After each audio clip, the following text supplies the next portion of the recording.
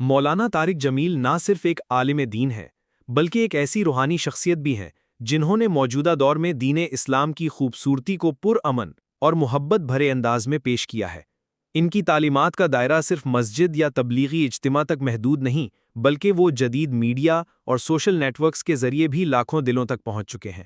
ان کی گفتگو کا خاص انداز یہ ہے کہ وہ سننے والے کے دل میں نرمی اور اللہ تعالیٰ کی محبت پیدا کر دیتے ہیں۔ ان کی تقاریر میں قرآن و سنت کے دلائل، سیرت النبی صلی اللہ علیہ وسلم کے واقعات، صحابہ کرام رضی اللہ عنہم کے طرز زندگی اور روزمرہ کے مسائل کا ذکر بہت خوبصورت انداز میں ہوتا ہے۔ ان کی زبان میں سختی نہیں بلکہ درد، نرمی، خلوص اور دل سے نکلی ہوئی بات ہوتی ہے جس کا اثر دیر پا ہوتا ہے۔ مولانا طارق جمیل نے اپنی زندگی میں کئی چیلنجز کا سامنا کیا۔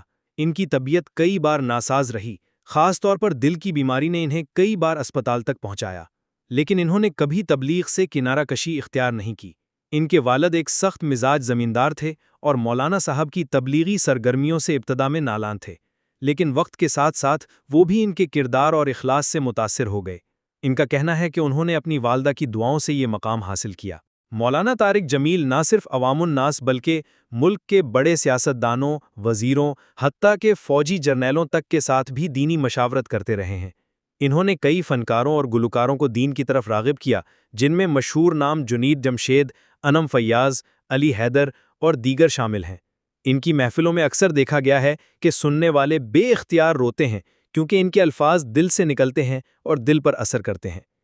ان کے قائم کردہ مدرسہ طارق جمیل میں صرف دینی تعلیم ہی نہیں دی جاتی بلکہ طلبہ کو دنیاوی علوم، اخلاقیات، کمپیوٹر اور دیگر جدید علوم کی بھی تربیت دی جاتی ہے تاکہ دیندار نوجوان عملی دنیا میں بھی ایک مثبت کردار ادا کر سکیں۔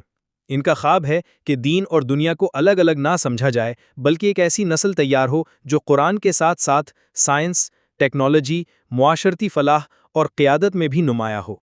مولانا صاحب نے MTJ کے نام سے ایک لباس اور پروڈکٹس کا برانڈ بھی متعارف کروایا جس کا مقصد دینی اداروں کی مالی معاونت ہے۔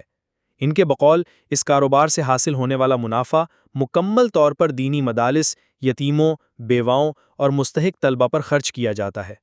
ان کے بقول وہ خود اس کاروبار سے 1 روپیہ بھی ذاتی مفاد کے لیے نہیں لیتے۔